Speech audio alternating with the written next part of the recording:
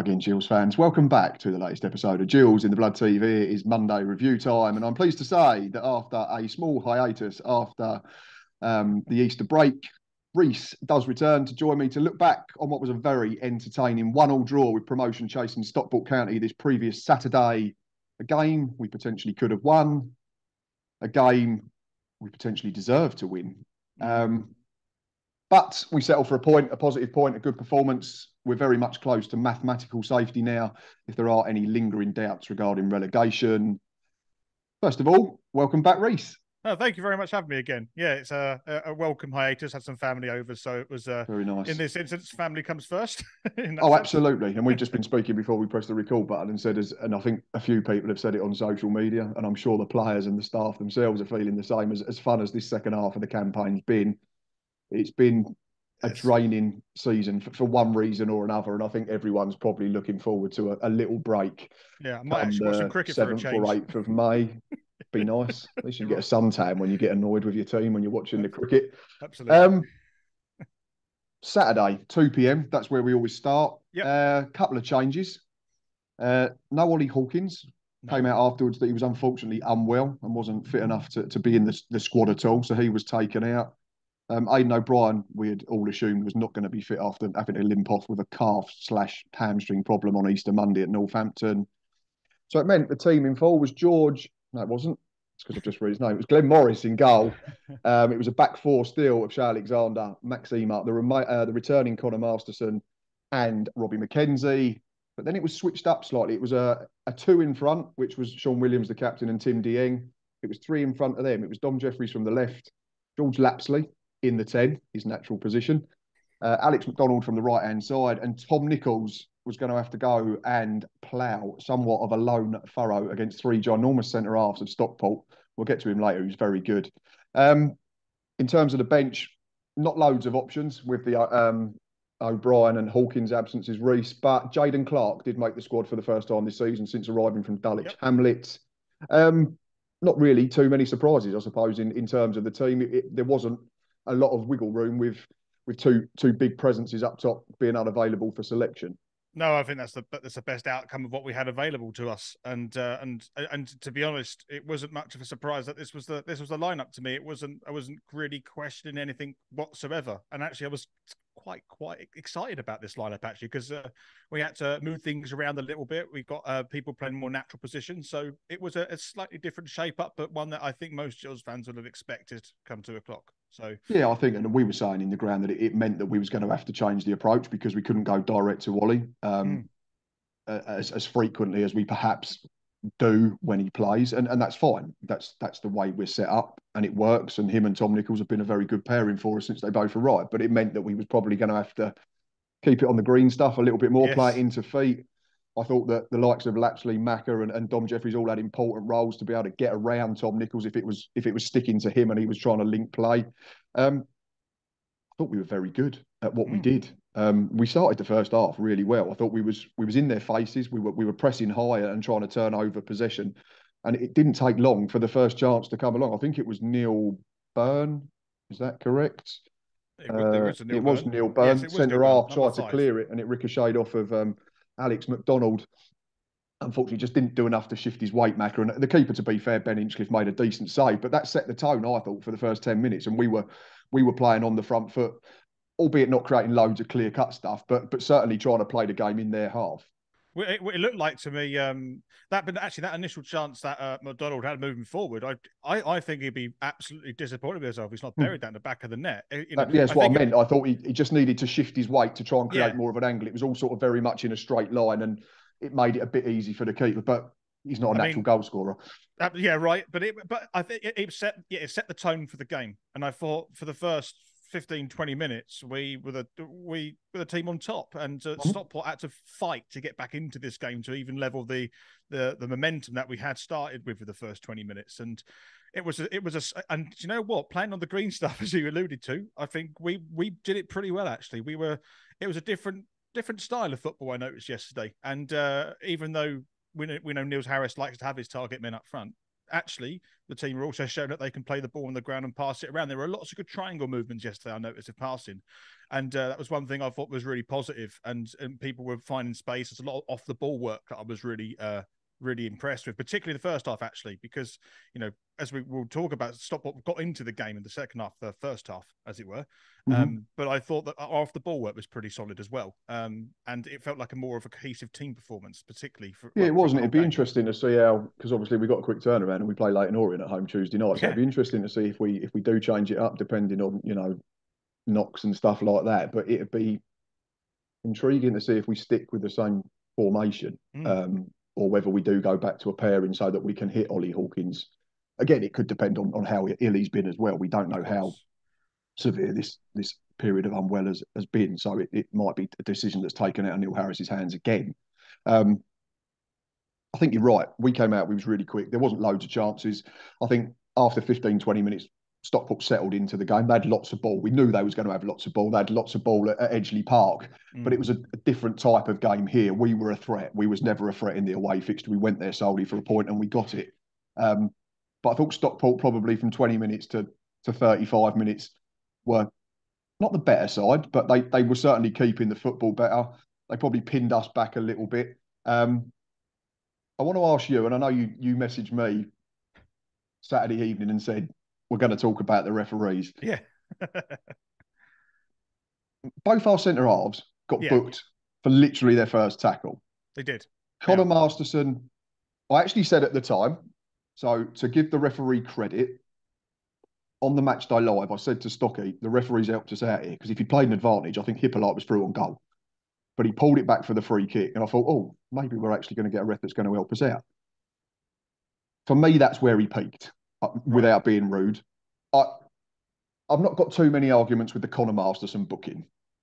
I thought he could have been sensible and gone, right, that's your one. Next time you're getting one. But as long as he does the same for everybody, no issue. As long as, and we've said it before, we're striving for consistency. The Max Ehmer one is not even a foul for me. He doesn't touch the fella from my seat in the rain. I mean, so I want to ask what your view was watching it on iFollow, because I've not had a chance to watch the whole game back. But for me, it wasn't even a free kick, let alone a caution. Just to follow the same sort of storyline here, firstly, the Marston one, I think we got away with that. And I think the referee should give advantage. And I thought Stockport were really unlucky. We've got no issue with that at all. I thought it was really unlucky, actually. And, it's just one of those moments. It happens in football. It's not the first time it's going to happen. It's not the last time it's going to happen. That happens. Ehmer's one, I think most referees don't give that at all. It just so happens that this was a referee that gave that. He saw something which he thought warranted a foul and a yellow card. He has a different viewpoint. He might have seen something we all didn't see, or vice versa. It's one of those things. For me, though, absolutely right. I don't think it was a real foul, actually, but, the referee's seen something which he either has mistakenly seen something or has had the only view in the stadium which has allowed a foul and a yellow card to be given. But for me, from my viewpoint, it did seem a little bit harsh. It really did. So that's fine. Got no issue with that. He's given Conor Masterson and Max Ehmer a yellow card for first tackle. So he said, right, you can't go through the back of people. You can't tackle them like that. Everyone knows the rules.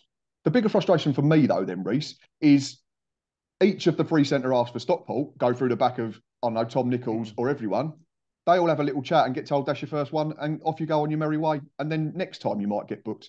That's I don't want to say not fair, because it sounds like schoolyard stuff, but they're simple decisions. Yet he's followed a completely different thought process for one team to the other.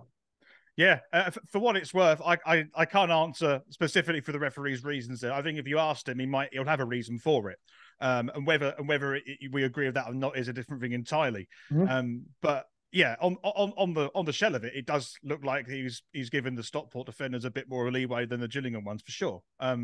But I mean, it's one of those things. Like, it does look unfair from our side. I'm sure Stockport fans would agree, vice versa. But then, we're not sitting here and saying that we're the only club that doesn't get decisions. No, Generally, referees are not great at this level for one reason or another. We're not the only club that says that, and I totally understand that. But I just thought, for such basic decision makings, it was very weird. But we should be used to it. It's just one of those things, unfortunately. And I'm a firm believer that these kind of approaches, and lots of people would disagree with me of this, and I'm okay with that. But I genuinely believe they kind of even out over the season. I do believe that. And I mean, don't get me wrong, there's other decisions we were talking about in the second half. it's the most thankless job, one of the most thankless jobs in the world. Oh, absolutely. I totally understand that and I get that as well. Yeah. But I just think, I get if they're contentious decisions and you're not sure, then fair enough. Yeah. But I just thought it was clear within the space of 5-10 minutes, you just completely changed your approach to refereeing the game to suit one team more than the other. That was my own opinion on it. As a principle, it felt like the idea of being honest and fair to both sides of the same fouls. I get it. Maybe the principle didn't quite align there with what the referee should be doing. Totally agree with that, because actually they're not isolated instances. They're patterns of events which have been approached in a different way. Maybe that is questionable, in fairness. And like I said before, the referee probably has a reason for that. We may never know that. Fine. But yeah, it from a foundation standpoint, absolutely, it did seem a little bit unfair on Max and Ehmer to get yellows on their first tackles, and for what it was in Horsfall and who was it, Byrne and other defenders at the back of Stockport not to get one for theirs to get waved away.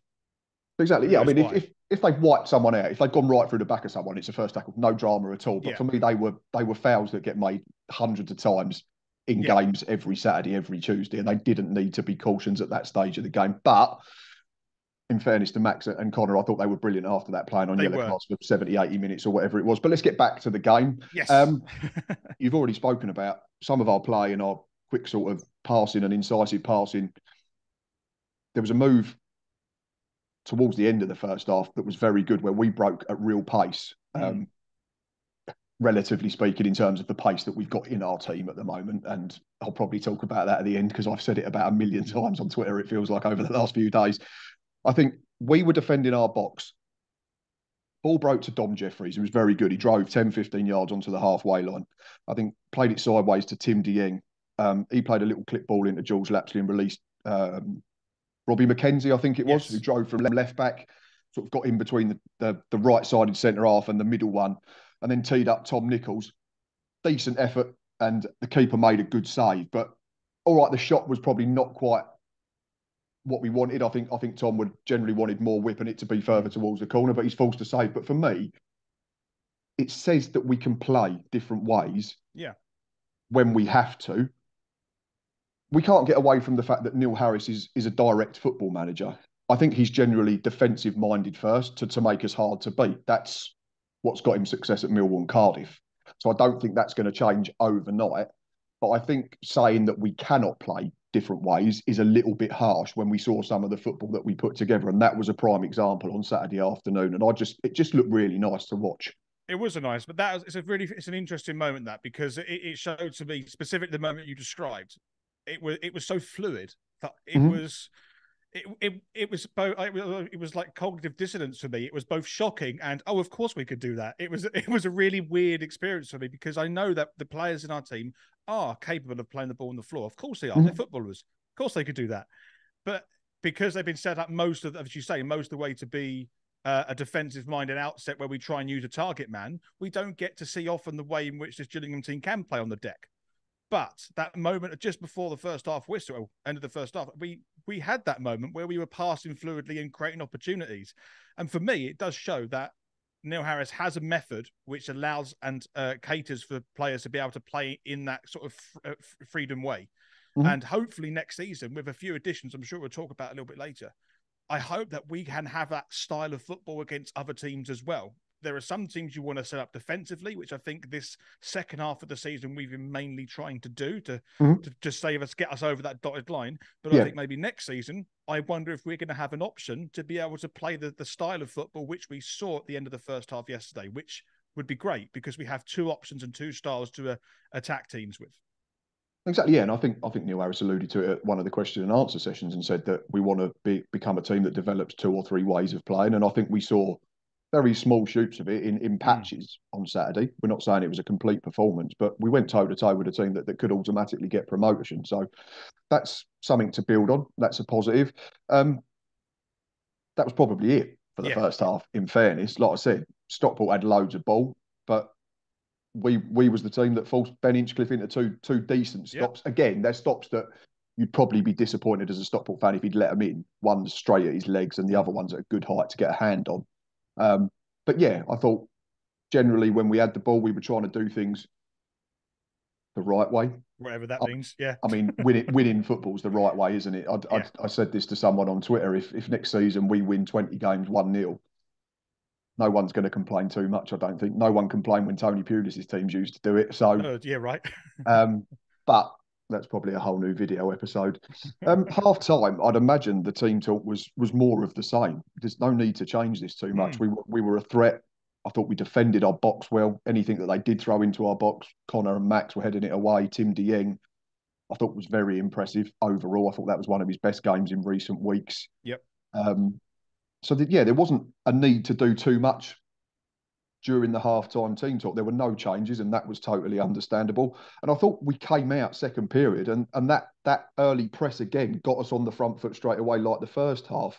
There was an early chance again, and I remember Yes. laughing to Stocky. It fell to Max Ehmer, who has just gone past 350 appearances and was, presented with a commemorative shirt before kickoff. And we'll talk about Max at the end of the episode. But we laugh because complete fresh air shot for the first one.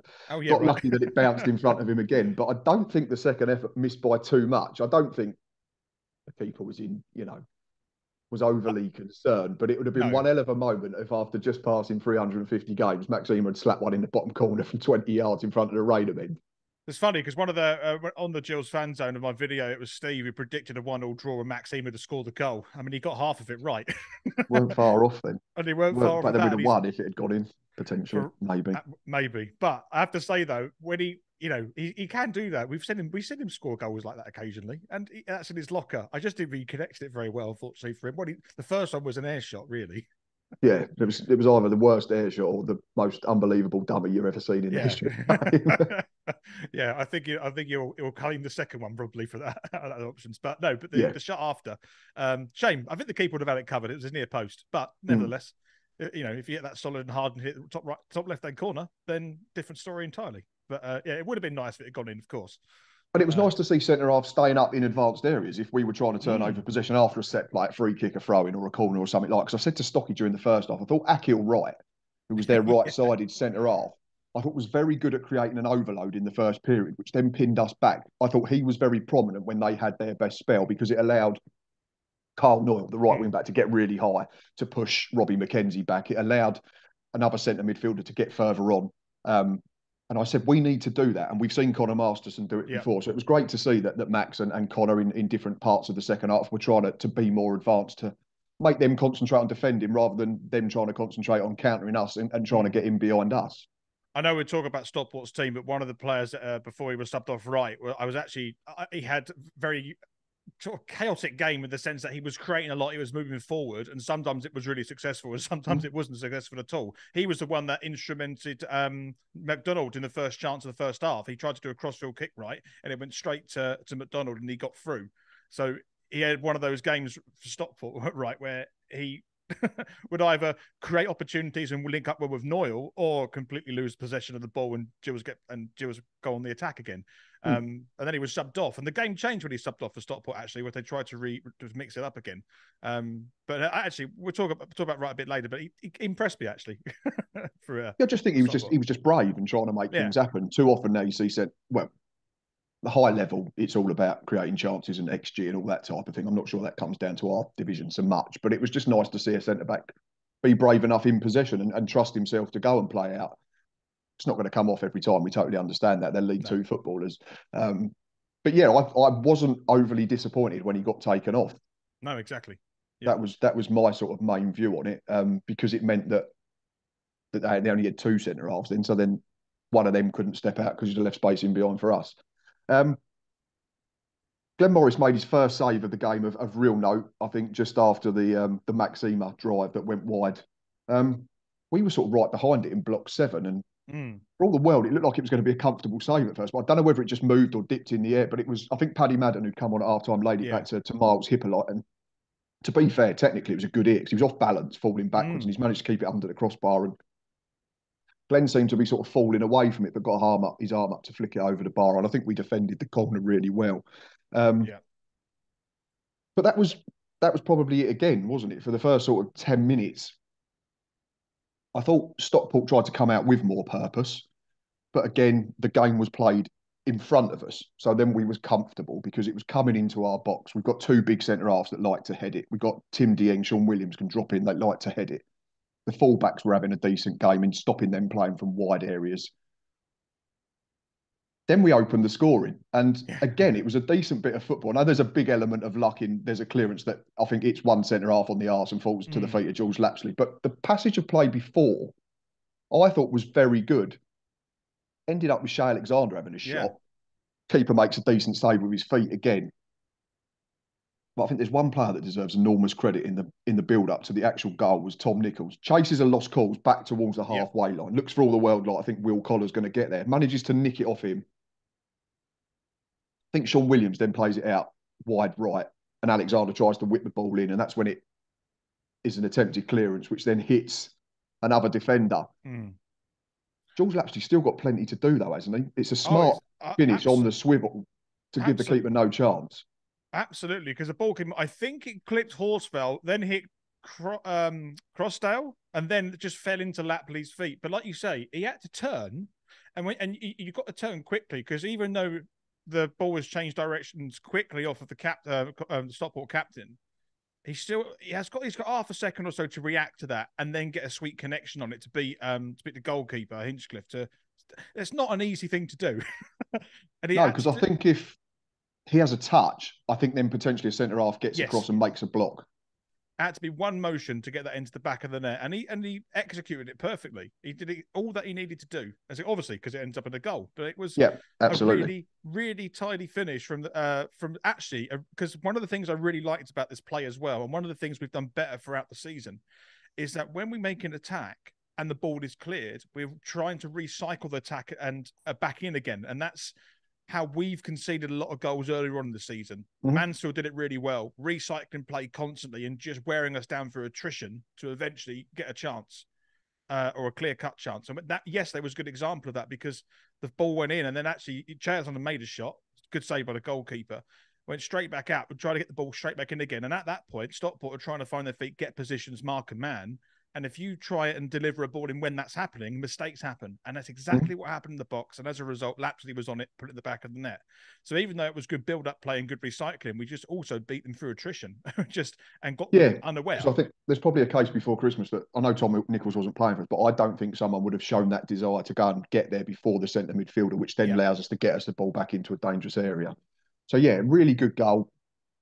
And probably earned our bit of luck because there was a decent passage of play before it. And like I say, it was great to see Jules smash one into not the bottom corner. I think it just, such was the quick nature of his finish that the keeper just didn't have a chance to get himself set and essentially fell backwards before it. I think it was in before he'd even really seen it. Be fair to Stockport, I thought they responded really well. And they had a half chance just after that. I think they got down our right back area for what felt like a fleeting moment. So I thought Shea Alexander was very solid. And the ball got played in. I think Carl Wootton was there, edge of the 6-yard box, poked it towards goal, but it was straight at Glenn Morris. Yes. I mean, it'd have been a howler of all howlers if it had gone through him. But it just reminded us that Stockport are a good side. They're still posing a threat. And I want to talk about their substitutions in a minute because by the end, it was almost like FIFA that they had a lot of attacking players on the pitch, shall we say. And we'll have the discussion about how we tried to set up to counter that and whether, the rights and wrongs of all that. But I thought after that, the game settled down. We made our changes. They made some more changes. Everything then seemed to happen in the last sort of 7 minutes, including injury time. Unfortunately, the first big moment is the equaliser. Yes. And by this point, they've got no less than Will Collar, who's now to double figures for the season. Right. Callum Camps, attacking midfielder, on the pitch. Miles Hippolyte, forward thinking, still on the pitch. Paddy Madden as well. Paddy Madden on the pitch. Yeah. Still got Carl Wootton. Isaac Ola-Offie's come on. So they're essentially playing 3 strikers, 2 attacking midfielders. Their wing backs are basically edge of our box. I've seen criticism of Neil Harris again. Bearing in mind the options we had on our bench, is there much more that Neil Harris can do? Human nature says to me that 9 managers out of 10, within the last 5-10 minutes, make changes to settle, to say, right, we're going to hold on to what we've got. Perhaps I could understand this argument more at home if it had happened before. But this is essentially the first time we've been pegged back. All other games at home, we lost to Bradford, we were 2-0 down, so we had to chase the game, so it's not even relevant. Go all the way back to January. Rochdale scored the first goal, scored the second, saw it out. Sorry, not Rochdale, Hartlepool. Beat Crawley 1-0, saw the game out. Beat Doncaster last weekend, Good Friday, saw the game out. Grimsby. Came from behind to beat Wimbledon, saw the game out. Got pegged back by Grimsby, like you say, went and scored a second, saw the game out. Scored late against Carlisle after bossing it. Is there an argument, or are people actively looking at reasons to bash Neil Harris? I think people are trying to find it because, but all the changes that have been happening, all the fixtures you just mentioned there are showing that decisions that are being made, especially at home, are the correct ones for us to try and push on to settle what we have. And I think people are now, if they are criticising Harris, are actively trying to nitpick it to try and find things just to keep going at it. I think it's a very unjustifiable way to criticise Harris about all of these things now, because actually the substitutions he's making, the changes he's making for all these games, particularly at home, on the whole, are working in our favour, are the right things to do as a percentage way of playing. Yeah, and because we've won 8 games out of 10 at the Priestfield since January. Right. So for me, it says he's getting it right a lot more than he's getting it wrong. Absolutely. Yeah, absolutely. And we've only lost one of those. And that was Bradford, right? Yeah, exactly. So for me, if people are criticising Harris for that, they're doing it for, I don't know why, just for the sake of doing it, trying to find something. And I get that we all see it different, and I get that some want it as manager and some don't want it as manager. But for me yesterday, based on the fact that Alex McDonald had run himself to a standstill, and he's not a right? Tom Nichols had run himself to a standstill against 3 centre-halves. Dom Jeffries was clearly carrying a knock because he'd gone down on half-time with an ankle problem. We didn't have Aidan O'Brien. We didn't have Ollie Hawkins. So we had Tristan Abrahams was a like-for-like swap for Nico.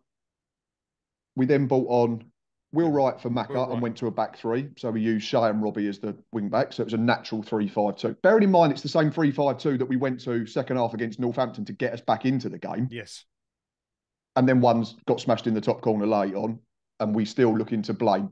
It comes back to this chat that we've had a lot of times where I just find it astonishing that someone has to be at fault for everything. Sometimes you just have to hold your hands up and say, last week, Will Honda, Michael, whatever his name was, smashed in an absolute worldie from the edge of the box.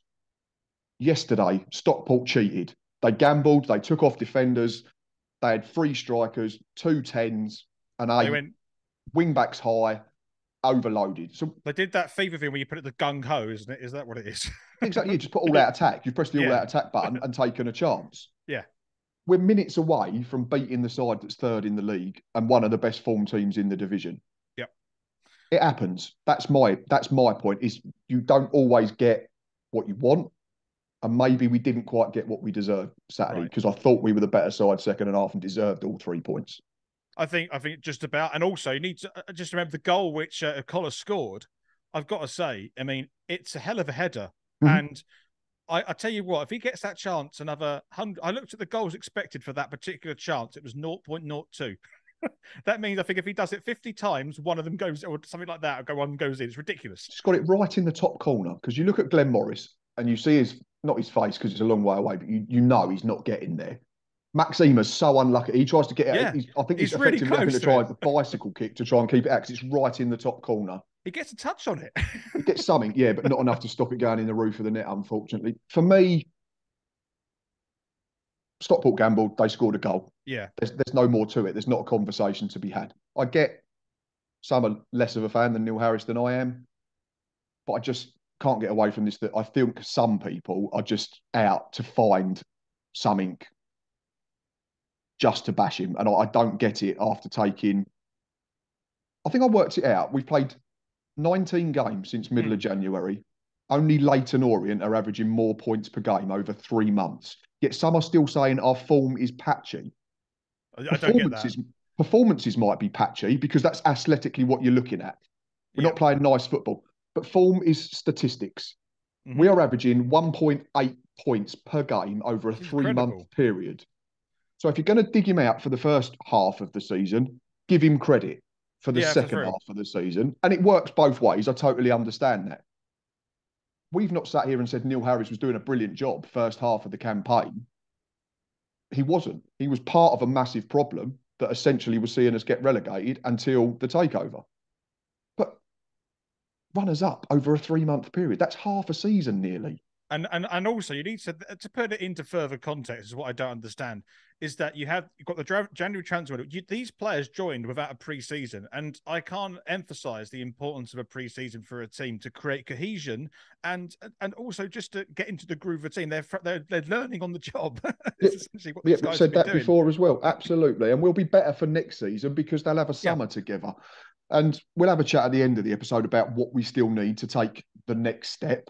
yeah, But we've said it before. First, it was about beating the teams around us, and we did it properly. We beat Hartlepool, we beat Rochdale, we beat Crawley, we drew at Colchester. Harrogate, we beat Colchester, didn't concede a Yeah, goal in games against teams that were around us at that time.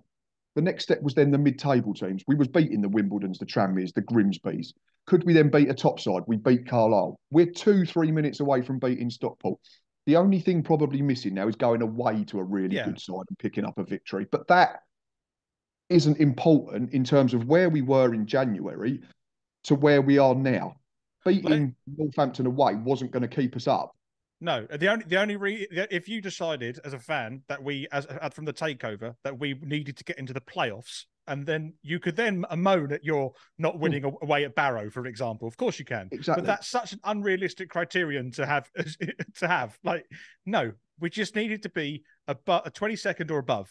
That's it. That's Yeah. all we needed I to think do. if we'd done a poll before we knew Brad Gallinson was taking over, and we'd said, if offered 22nd in the league now, 99% of Gills fans would have said absolutely. Yep. It was all about being above the bottom two. We've done that and a bit extra, I think, Yeah. based on the reasons you've said, that no pre-season, and we've gone along at nearly 2 points a game for over a third of a campaign is astonishing. It really is. Like we're second to Orient. Like, yeah, on points per game over that period of time is. That's mad, and really is quite extraordinary. I would never have predicted that. That to me still sounds like a made-up fact, but it isn't. And I hope it's not. I hope I've not dreamt it. I definitely haven't. No, I don't. It sounds about right in fairness, though. We are pushing the barrel of 50 points here. Who would have thought that in Christmas? Like and if we'd won on Saturday, we'd be 2 points off the top half. Yeah. I looked at that. I was looking at the live table. I probably should have looked at it before Stockport scored. But there was a point where I said, if we happen to win if we win the next two games, even now, win the next two games, we could be like 13th. Which is ridiculous considering right? we were gone, essentially, weren't we? Yeah. We were 14 points, bottom of the table at Christmas, and now look at 6 points adrift, yeah. And now we're moaning because we've not beaten the team in third. Which is great to be disappointed. I've got no issue with people being disappointed that we've not beaten third in the league. That's brilliant because that's progress and that's saying that we're getting closer to where we want to be. It's not instant. But it's context. But just because we didn't beat them, it's not someone's fault all the time. That's my point. Yeah, and that is an absolutely correct point to make, in my opinion, as well. But I'll get shot down. I don't mind. I'll have a discussion with anyone. You know that. Absolutely. So would I, for what it's worth. Back to injury time. Yes. Big tangent. Energetic. 2 penalty shouts and a disallowed goal. Mm-hmm. Now, we were talking on Twitter Saturday night, and I said to you, I thought the second one was nailed on. I've looked at it on the replay, and it looks less of a penalty than it did in the ground. Okay. There's contact from the centre half, might be Horsfall. Is Abraham's looking for it? Yes. I think he is now. So, yeah, I agree. That's probably the right call. Just at the time, I was adamant it was a penalty. It looked like he'd got between the ball and the defender. I think Abraham's might be trying to initiate the contact. I would have. It's a weird one. That one. I'm glad you started in this order, actually, because I think it's obviously off the back of the other call, which has made that seem much more, the magnitude of that much higher. You see? I think that's where we got caught up in it because 30 seconds previously there was another shout. We're all then like, oh, the referee's done us out of 2 penalties. But if you take it in reverse and isolate the two separately, I think Abrahams is trying to make some contact that's probably not really there. And my second question would be, with his pace, why just not stay on your feet and get to the ball on the byline? That's my question as well, and that's disappointing. I could see his frustration after it obviously wasn't awarded. I wonder if that was more frustration at himself, knowing that he he probably realised he could have got to the ball. Yeah, maybe.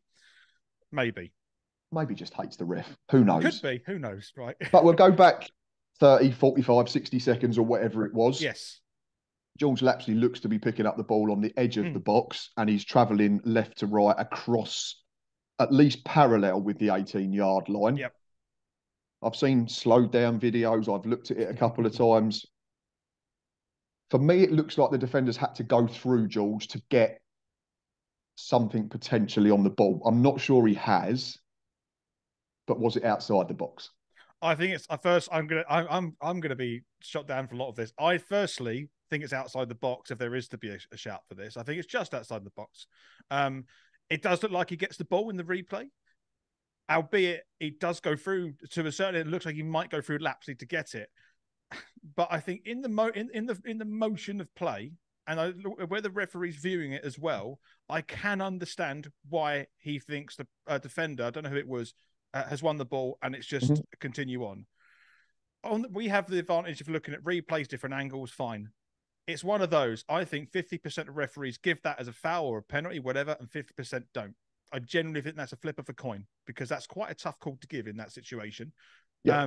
But I don't. It's a funny one. I think you've got a 50% chance of referee giving that penalty, in my opinion, for that one. Whether I think it's a penalty or not, I don't know. It's a really hard call, that one. I'm going to be slightly biased and say maybe it should have been at least a foul. But for me, it's a foul. For me, I think it's a foul. I think the defenders, George has got himself between defender and ball. So then the only way the defender can get the ball is to go through George, which says foul by the rules. Yep. It says bookings for Max Ehmer and Connor Masterson by the rules in the first half. Yep. But it's outside the box. So sorry, Gills fans, no penalties. And I sound like VAR, which is horrible because I hate VAR. Yeah, me too. I don't. I am in my living room. I'm not in a truck in Stockley Park. I promise. Like, this is my house. Yeah, I don't. So for what it's worth, I'd never want VAR to come to trickle down to this level. Absolutely not. No. So we're saying free kick on George. Yep, happy with that. Correct decision, Tristan Abrahams. Yep. Now you want to probably talk about Dieng, don't you? Goal disallowed. I still cannot for the life of me work out why this is disallowed. Tim Dieng, I think the ball comes into the box and it gets cleared and it ends up sort of dropping byline. I think it's Sean Williams hooks it back across goal with his right foot. There's the most minimal contact potentially from Tim Dieng. I'm not sure who it was. Was it the lad that came on second half? Johnson? Johnson, yes, Ryan Johnson, I think it was, yeah. No disrespect to you, Ryan Johnson. You're a big lad. And I get that if players feel contact, they go down. Yeah. For me, there's not enough to go down. There's not enough to warrant a foul. Tim Dieng just plants himself. I think I said on the Matchday Live, like, where's the sniper? Like, he's gone down like he's been shot. It was a funny one because from my perspective, it threw me slightly because it's very rarely. Usually I can hear the whistle or something's happened, but I generally couldn't see it at first. I thought, what? And then I looked at the rain and thought, no one's cheering. Dieng's not celebrating. What? And then, but what was really interesting for me was the reaction of Dieng after was just he kind of almost accepted it and ran off like he knew it was a foul, which threw me watching it from iFollow. Because I thought, oh, this looks like it probably was a foul. He's not really complaining. But then there was a bit of argy-bargy afterwards and so on. I think if you watch the replay, sorry to interject, I think that's right. Tim goes to run off to come back into position. Because obviously we don't want them trying to counter on us. He sort of jumps over the lad who's prone on the floor. I don't know whether the lad thinks that Tim's either tried to stamp on him or made contact with him. But Tim's like not even looking. He's running back towards the edge of the 18-yard box. I think the defender gets up angry.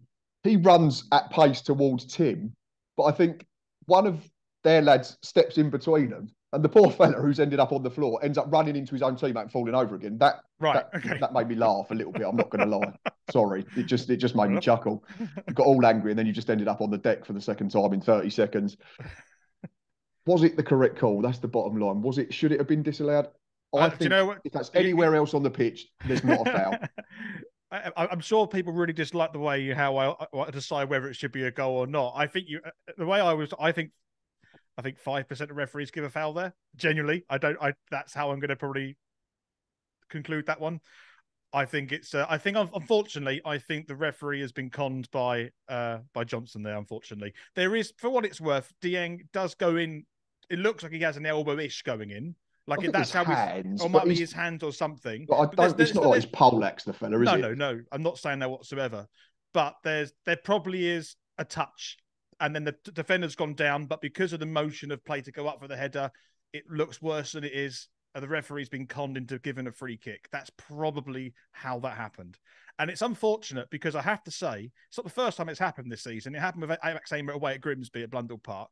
And I think it happened to Hawkins as well at some point. At home to Crewe. Luckily, it didn't cost us because we was already 2-1 up. Yeah, that was exactly the same. There was no similar thing. Just put his arms out to head the ball and gets penalised.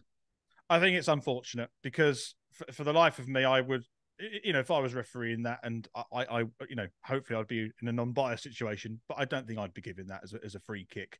But ref did blow pretty quickly, even before the ball went in the back of the net. I think it was very early because I remember I sort of almost went up, and then if I look back at the match day live, Stocky's next to me going, "It's been ruled out. It's been ruled out," long before it's hit the net. So we should have won 2-1, but we shouldn't have had a penalty. But there's also the other side of the eye. Just to add to that, we could have won 2-1, but that moment where the referee didn't give an advantage to Stockport in the first half, yeah, it could have been, and then it could have been a different game. As well. So we'll take the point and we'll run. Exactly. Lots to talk about though, which is what we like doing. We got there though. I think that was it. Mm. Yes, that was it. That was it. That was the full-time whistle shortly after that. Yeah. Disappointment that we didn't quite see it out, but I'm super proud of the performance, and it was a different type of performance, and it showed different sides to Gillingham in terms of how we played the game and how we approached the style of football. And I said to someone in the week and before the game, I'd love us to take. Oh, it was after Northampton. I was like, we don't do that enough. We don't have shots from outside the box. I thought there was plenty Saturday. Like the Alexander one drilled from the edge of the box. Yep. Macca first half, all right, he takes it early, doesn't quite get it right. I think Coleman had one. That was going in, 100%. That was going in as well. I think Tim Dieng had one. I think it might have drifted wide. Max had one, start of the second half. It was people that were trusting their own ability to take chances from the edge of the 18-yard box. And you only need one of them to hit the keeper and fall back into the 6-yard box. It was noticed in when I make my notes for my video, it's the one that's had the most highlight cuts throughout all of it. So I note a minute and who had the chance, and it's the longest one I've had on my spreadsheet that I make. It was about, I think, 13 highlights because there were so many shots from distance that Gillingham were making. Yeah. And as a result, I just kept chopping all the footage up, and there was quite a lot of opportunities that we had. So it was quite nice, actually. It was quite exciting from our perspective, but also from a neutral standpoint, I'm sure. But it was absolutely. We were on the front foot and we were trying to make things happen, which was great. And again, it comes back to the point about we went ultra defensive. But after going ultra defensive, apparently, we've had 2 penalty shouts, a goal disallowed, a shot blocked that looked like to be going in Ethan Coleman. That's all inside injury time. So it's not like we were just settling. We got ourselves back on the front foot and said, right, let's go and try and win the football match still. Oh, there's one last thing actually to mention. I think the last highlight was Stockport had an opportunity right at the end, which Glenn Morris made a tidy save from, I think. He did. And there was also talk of a Will Wright block at the end as well to stop a tap-in, which I can't recall live, but I've seen a lot of it on social media. People saying that Will Wright deserved credit because we didn't give him a rating. Oh, there you go. Exclusive before we get to it. Because he only played 9 minutes plus injury time. But yeah, there was a few people said to me that he made a really good block right at the end to prevent a tap-in at the far post. So I might have to go and look that back up and see whether I can find that. But yeah, you are right. Glenn did make a smart save at the end. Yeah, we'll take the point. Yeah, I think we'll take the point and run for that one. That's it. We've remained unbeaten against Stockport this season. Who'd have thought that, eh? I see a weird stat the other day that someone said there's only about 2 teams that have done the double over us. Oh, really? That is incredible. I'm trying to think who that might be. Well, it could be Bradford next week if they beat us. So let's not tempt fate too early. Mansfield. Yep. Sutton. No, Northampton. Northampton. Yeah. Leighton Orient, we still play. Northampton have done the double over. Stevenage didn't because we drew at home. Stockport haven't. Carlisle didn't. Bradford, we still could. Mansfield. Barrow, we didn't. We drew at Barrow at home. Yep. Salford, we've still got to play. Sutton we've beaten once. Tranmere we've beaten. Swindon we drew both. Grimsby we won one, lost one. Doncaster won one, lost one. Walsall drew one, lost one. Crewe we've beaten. Newport still could. But yeah, I think out of that, there's only, that's weird, that only two teams have done the double of us, double over us That's with quite four a games to statistic, go. actually. Yeah. Which again says how good we've been second half of the campaign. Yeah. It's a season of two halves. It really has been. It's been knackering. It really has. I don't even play. Right. Right. Let's have a look at Doncaster. Stockport. That's because we've just been talking about Yeah. Stockport. Let's look at Stockport because we played Doncaster last week. It's a good job easier, isn't it? Because I don't know what I'm doing. I called this Hatter's Hero. That's nice. It's all right, isn't it? Super Stockport. I don't know. No expense spared here. I think the goal scorer was very good. Mm. I didn't go for him. Okay. I've got two. Do you want me to? Well, one of mine. One of mine was the goal scorer. I thought Connor played really well, actually. He was decent. He was very decent, player. but I thought it was the player to the right of him that I thought was very good and caused us issues when they had their spells in the game. I went Carl Noyle. Oh, that's what I went with as well. I went Noyle and Connor. They're the two I went for. Yeah. I know what we're talking about here, don't we? We're definitely playing Stockport. It's not Doncaster. Yeah, right. Yeah, they for me were the two that stood out. I just thought that when they had their best spells, Noyle was very good at pushing us back and at creating an overload and getting dangerous balls into the box. I've written down, always look to be proactive at every opportunity, constantly trying to get on the overlap.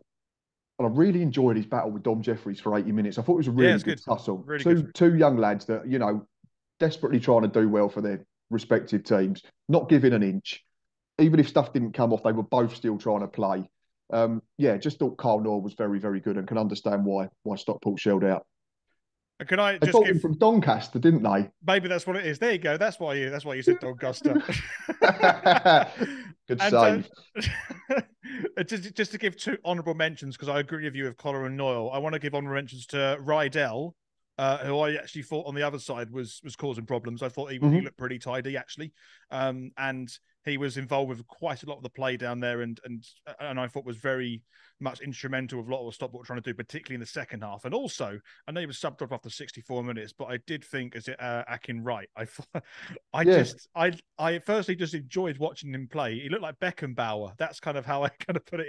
He is playing in that kind of style. A defender that was going forward and wanted to do stuff and make stuff for everyone else, was the creative player at the back. And I thought he had a very, it was a hit and miss game for him. But I thought I can see why he's been pretty successful at the back there. I thought he was pretty good. It's key to that system, what he does, isn't it? Same as the wing backs, because they get high, so then they can play on the front foot and stop teams playing the other way. They're very good at how they play that back three. And then whether it's a 10 and 2 strikers or it's 2 10s and a number 9, they're very good at what they do. Let's look at Will Collar and Carl Noyle in more detail, because obviously that was the two picks. Both played 90 minutes. Obviously, Carl Noyle set up Will Collar. So, 66% pass completion for Collar, 78% for Carl Noyle. Key passes, 1 for Collar, 2 for Noyle.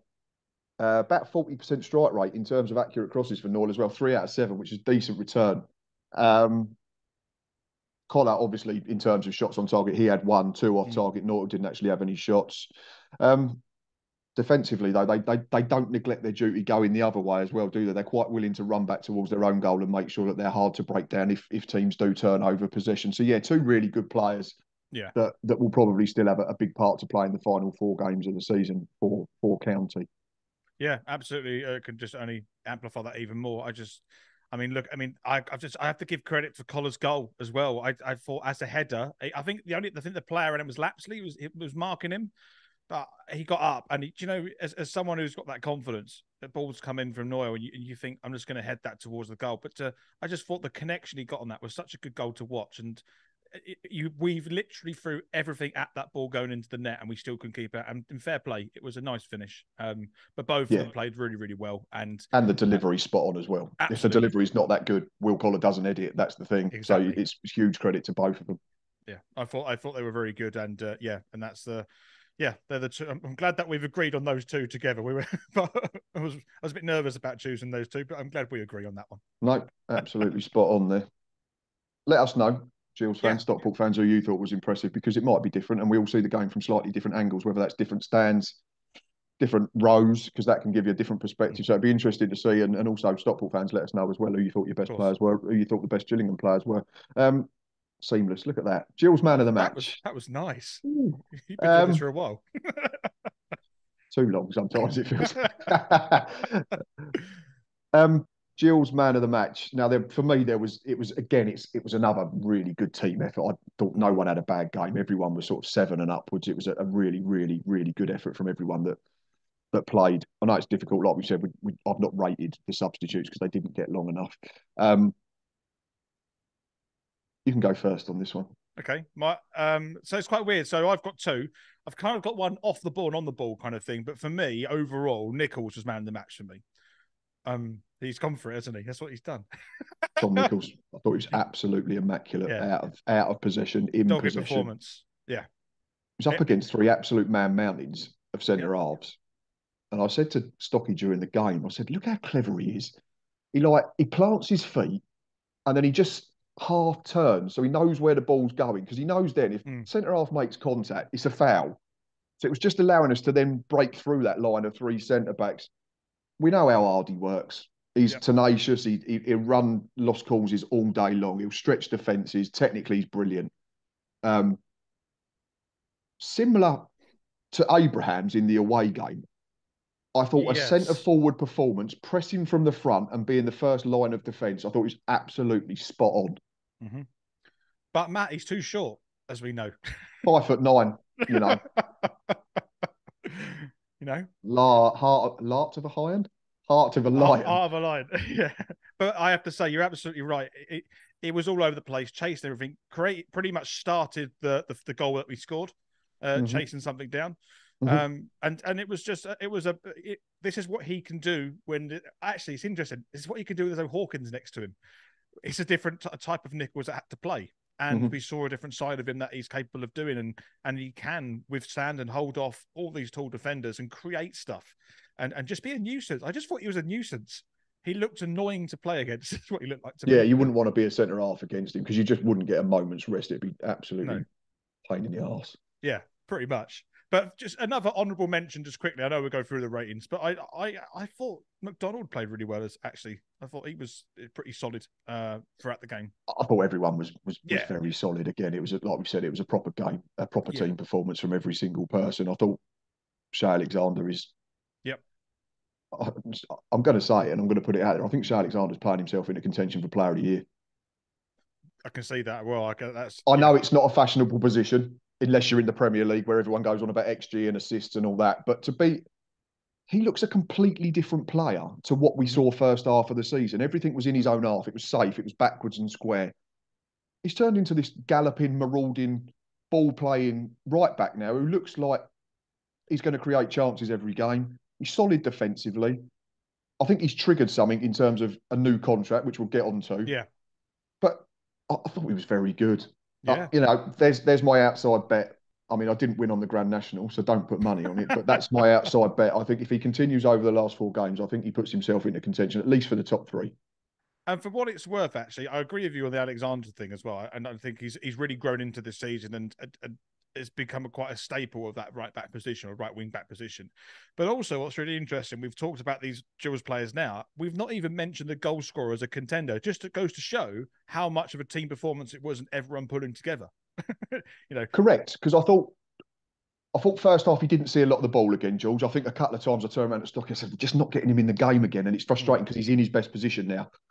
But I thought as the game went on, he grew into it, and I think the goal allowed the confidence to return, because it's been a bit of a stop-start Gillingham career, I think, for George Lapsley, although he's up to 3 goals. Let's quickly look at Tom Nichols' stats, though, before we get on to the next, because I'm suddenly conscious of battery on laptop, because I haven't plugged it in. So professional.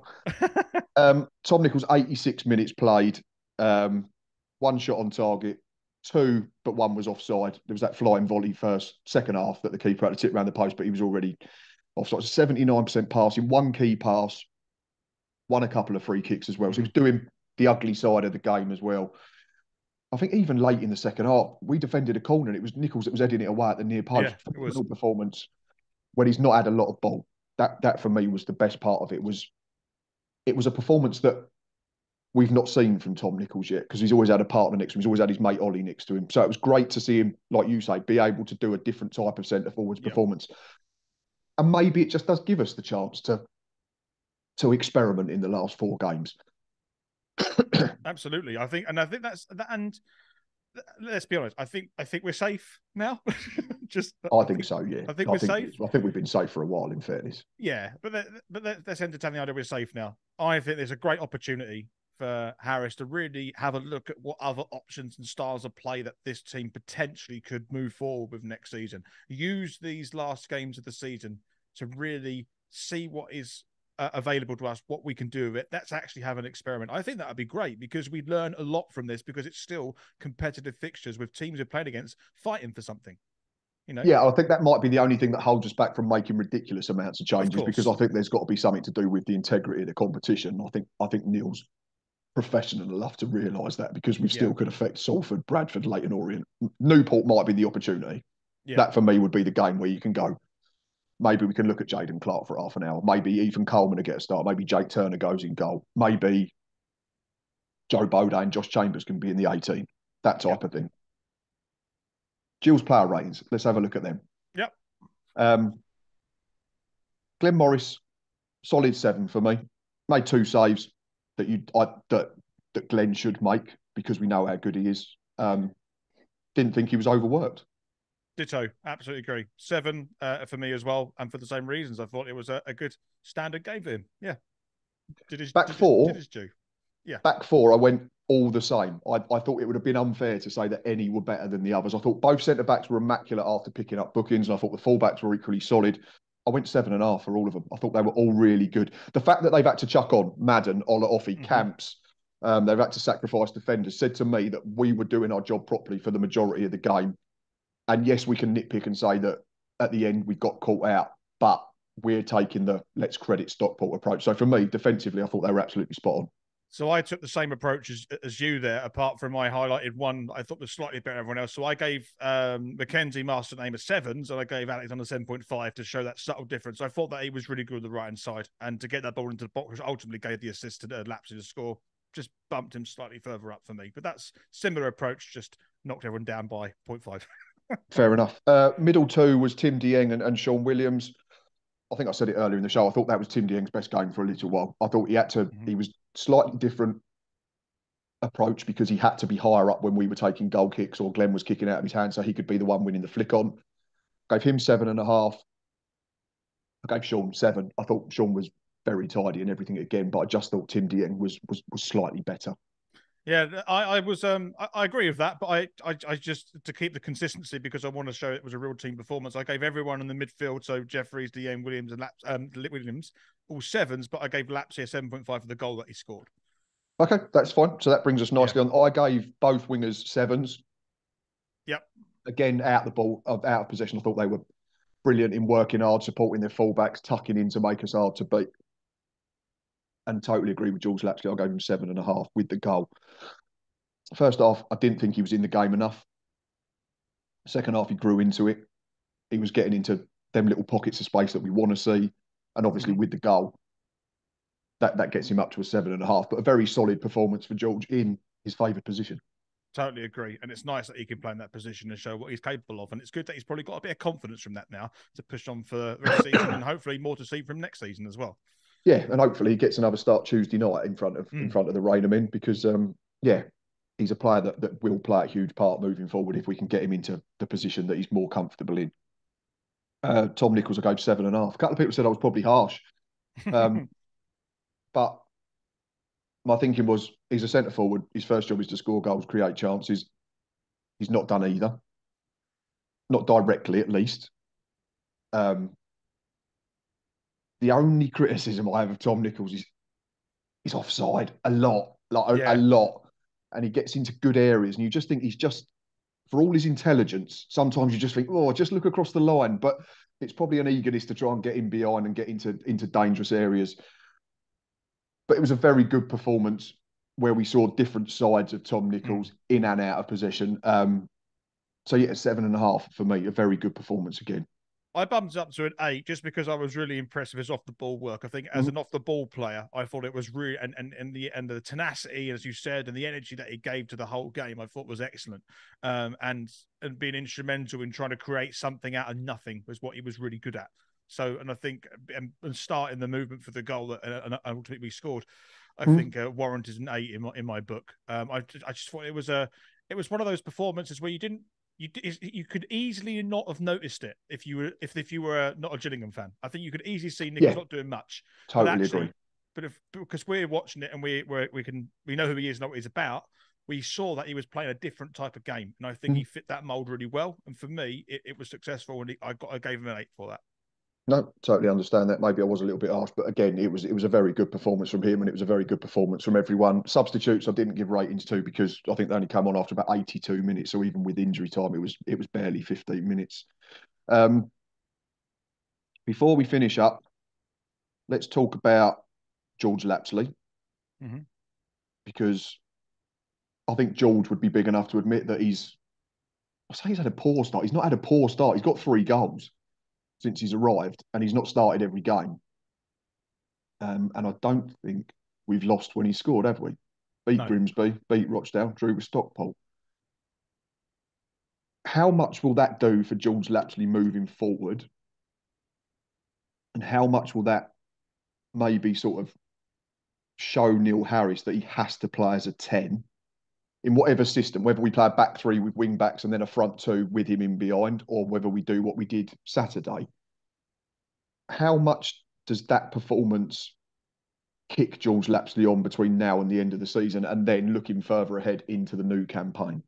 I wonder. So, this is probably conjecture. I heard that someone was saying that it was Hawkins was the target to come down, and as a result, we had to also sign Lapsley as a side. But I didn't think that's right.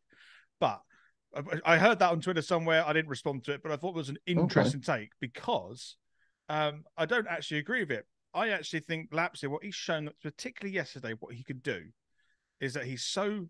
We've been playing him out of position. There's no hiding that. And even though we've played him out of position, he's still performing relatively well as a result. It hasn't been his favourite place to play, and that's obvious in his play style. Yesterday, he had an opportunity to really go it in his natural footballing position. He had a great game, got a goal.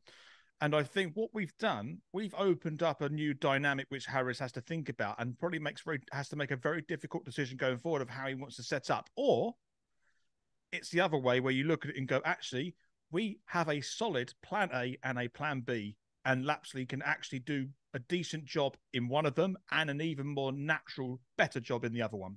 And I think moving forward, we need to use that accolade. We need to be able to be dynamic with this team. And if we can add a bit of depth, he will, Lapsley himself, I think, will prosper from that, being able to play in his natural position as well as in a sort of a side position if we do change the shape, whatever team we're up against. So I think moving forward, we have opened the gate for 2 options, and him playing that well yesterday in his natural position shows that he's capable of that other alternate play style. And also, to move from there, we then also somewhat accidentally stumbled across the fact that Tom Nichols can play as a lone striker, despite all these jokes about his height and the reasons he left Crawley. So then it means we can rotate and we can leave Hawkins out.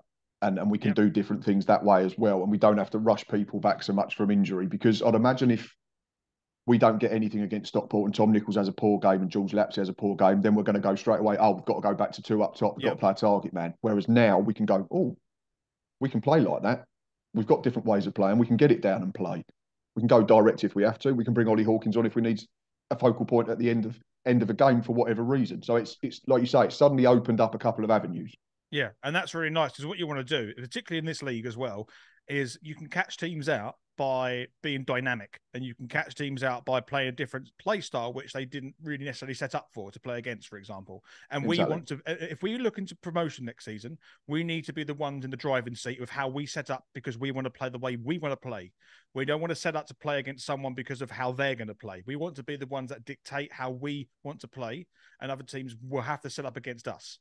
And if we can take that moving forward, that's a promotion winning attitude, in my opinion. And if we can have those different ways of playing, Lapsley in different positions, and we can pull Hawkins off for one game, then he can be an impact sub, then so be it. That's a really good way to move forward. rather than just having one way in which we have to play or set up to play, for example, like we did at Stockport, Edgeley Park, just defensively to get something from it. Moving forward, I think we will do that less and less next season. Yeah, and they'd have turned up yesterday thinking, right, they're going to play two up top. They're going to hit Hawkins, and then so one goes and attacks the ball, and the other two sweep in behind, or two attack the ball and one sweeps in behind and takes care of Tom. Whereas all of a sudden they got there and they went, oh, we don't know how they're going to play this now. Yeah, so fingers crossed, it's just created up a few options for not just George himself, but Nichols and Hawkins and Neil Harris as well. Max Ehmer got presented with a commemorative shirt to commemorate 350 club appearances. He's currently now 14th in an all-time list of appearance makers. Did sign a new contract on Friday as well, which I think was brilliant news because I think his form has been good enough to warrant that. First and foremost, I know he's another that gets criticism from some, and he's not perfect. We understand that he's a League Two centre half or a League One centre half. That's what he's been all of his career. But there's not a lot of loyalty in the modern game, and I know he left for a season, essentially went on loan to Bristol Rovers for a year, and ended up with back-to-back relegations. But I think Max is a better defender than back-to-back relegations, and we've seen that this season. I know there was reasons why he had to go somewhere else because we weren't offering contracts due to COVID at the time. He plays 30 games next season, Rhys. He goes into the top 10 of all-time player appearances for the club. I think Nicky Southall's 10th at the moment. I'm sure Hayden Parry tweeted that. He's on a 379. How good would it be if we could eke out a promotion next season with Max Ehmer in the side before, whenever he decides to move on or hang up his boots? For me, that would be justification and just reward for his loyalty to us, but more importantly, his ability as a centre half in the lower leagues. You don't play for 6 different managers: Peter Taylor, Justin Edinburgh, God rest his soul, Adrian Pennock, Steve Lovell, Steve Evans, and now Neil Harris, without having ability. Yep, absolutely. And he's one of the, we don't. I think loyalty in the game is something which is few and far between. I think it's good that we have someone who has been at the club for this long, and absolutely would be a real, it'd be a real honour for him if we get promoted, and it'd be a real nice reward for him to get if he can go up for us. Not because, like you say, because of his ability as a centre back. He's been on a huge journey with Gillingham, really has, and he's one of those players where you go, if he wasn't a Gillingham fan when he signed for us, he certainly is one now. Yeah, and I think he come out after the contract extension and he said he just feels at home in Kent. And that obviously that organically happens after 8 years service, aside from the one season at the Memorial Ground for reasons that were out of his control and out of our control to a degree. But yeah, I just think it'd be, like I said, just reward for Max's ability as a centre half and longevity to play, because he's barely injured, barely suspended, and you don't usually get that with centre half. So for me, it'd be brilliant if we really could push on next season with him in the side. I'm not saying he's got to play every week, but you know what you get with Max Ehmer. Yeah, exactly that. Yeah, you know what you get, and as a fan, if you see him on the team sheet, no one questions it. They go, of course, brilliant, but he's there. Yeah. You know, that's he's almost, you know, in the nicest sense of the way, he's almost part of the furniture. You know, he's been here that long, and you know that yes, he's going to make mistakes because he's a lower league defender. If he was not making mistakes, he wouldn't be playing for Gillingham like other players that we talked about. But yeah, I think that was brilliant, and it was just a shame that he couldn't keep that header out. Right, I know. And got 3 points and a clean sheet. But yeah, credit to Max. I am a big fan, and I don't make no bones about that. I think he's a good centre half at the level, agree. And I think he's a good centre half for this football club. He signed a new deal. Neil then made a comment in his after-match press conference about Shay Alexander's triggered some sort of clause, so he's going to be here next season, which I'm very pleased about. I've got no issue with Shay competing to be our first choice right back at the moment. I think he's the best in the role currently at the club. I know we've got Robbie McKenzie who can do this versatile thing where he plays 2 or 3 positions. For me, if someone said to me, who do you want to be number 1 right back for Gillingham first game of next season out of the players we've got at the moment, I'd say Shay Alexander. Absolutely. There was then another comment about 5 or 6 have been offered deals. So we've been having a look. Are we agreeing Glenn Morris, Sean Williams, Alex McDonald, Robbie McKenzie and Dom Jeffries? Sounds about right to me. I think that's what I would have picked out of that as well. Would you be happy if all 5 sign on the dotted line? Yep, I would be. And I'll tell you why. for the simple reason is two reasons. One, they're decent players. We know that. Mm-hmm. Secondly, it's nice to have a same squad starting next season that we had the season before. Yes, because there is this continuity and this natural progression as a group and momentum, dare I say it. You know, regardless of how the last 4 games go, we've built some momentum from January onwards. I think we'll beat Newport. I'm putting that out there now. We know the other 3 games are tough for various reasons because they're all in the top 7. They're all chasing promotion via the playoffs or automatically. Leyton Orient, I think, can potentially win the title Tuesday night, which is something we don't want to happen, having seen Rotherham go up last did season. it, yeah. So I don't want to be seeing that for the second time in a year. I think they're good players, but they're all cracking characters as well, aren't they? Glenn Morris, still one of the best keepers in the division. Sean Williams has been immaculate since January, I think, and he's a very good club captain. And I think he'll nurture the likes of Ethan Coleman, Jaden Clarks, that type, take them under his wing. Experiences in abundance. Alex McDonald, excellent character to have around the changing room, on the training pitch, on the pitch.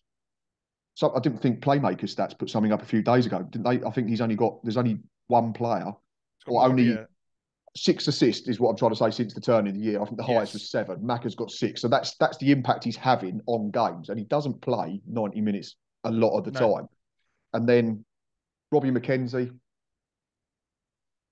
What's the saying? Is it, what's this? Jack of all trades, master of none. I think that's the Jack of only all trades, thing which master is of a none. little bit frustrating with Robbie at the moment. But if we go back to the old adage of wanting 2 per position, him and Shay Alexander's are our right backs next season. I'll be absolutely fine with. And Dom Jeffries has had a very good first season as a senior footballer. I totally agree, because he had a turbulent first half of the season. Nothing was going for him. It was in a place where it was really negative and not a nice place to start his senior career. But now he's in a much more nurtured place, a much more positive place, and he's got a team of great characters around him. And I think that's going to really bolster his development. So let's say they all sign. Yep. So we can then assume the likes of Scott Cashgit, Stuart O'Keefe, Jordan Green, Ben Reeves are not going to be with us. Agreed. David Tatondra, I'm not sure now as well, because Lewis Page has been on the bench the last couple in front of him. We'd be set as goalkeepers if everyone signs. We'd be set at right back. Yep. If we can get Connor Masterson, I think we need one more centre back. Pair of left backs if Lewis Page isn't offered anything, and David Tatondra. I've said it 1,000 times, and I'll say it 1,000 again. We desperately need pace in high areas and wide areas to take the next step. Do you agree? Agree with that. Yeah, I've had to think hard of this, because I know you've said it a lot, and I'm always quite reserved about what I think the team should improve in, because I'm always fearful of getting it completely wrong. But actually, you're right. I think one of the things that we do lack is that little bit of pace in the forward areas, because when I see other teams play against, if they have that pace, they play a type of football which opens the game up and creates a lot more opportunities. And I think that's what we need next season. We have the players that can feed those kind of players, and we always have players that can run off those players. We just don't have them.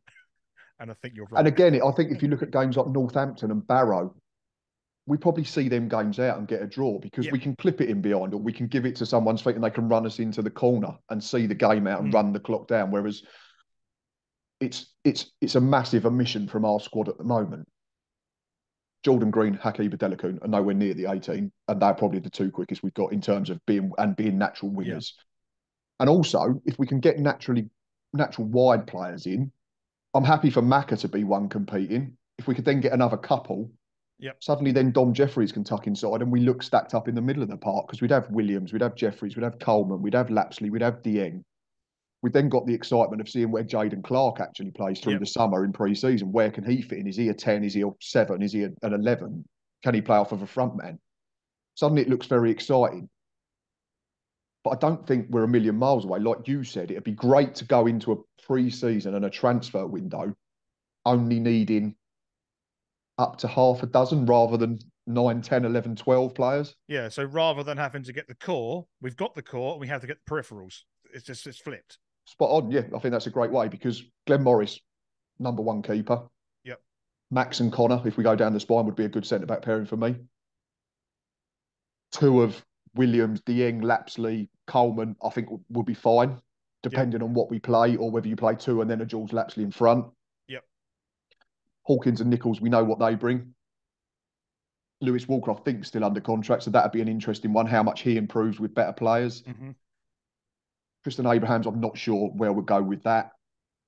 So yeah, I think width is going to be key. Pace in wide areas will be massively key for us next season, and just a little bit of, dare I say, stardust. Yeah, I'm really excited to actually go into a transfer window where, as fans, we kind of know where we want to improve. And if it's a much smaller, I need to get a couple of players in. All it means is that we could actually focus on a much shorter shortlist as well. And with that, you hope the recruitment will be much more fine tuned as a result, and we get exactly what we need rather than trying to get, cast a net wide and get what we can. We could actually, put a fishing rod out and get something specific that we need.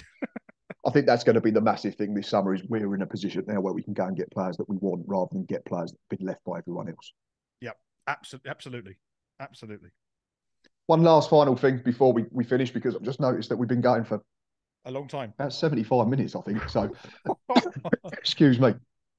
Paul Fisher departed with immediate effect in the week, which was a bit of a shock. It came out of left field. I don't think anyone expected that announcement on Thursday afternoon.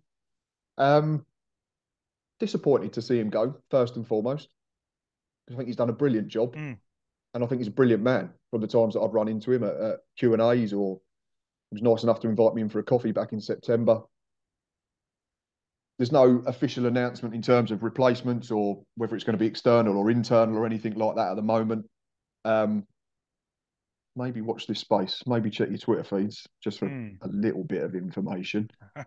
But yeah, I think Paul Fisher deserved some sort of tribute and or mention at the very least. I know he very much doesn't like to take any credit for what he does, but he's a fan first and foremost. He definitely loves this football club and wants it to do well.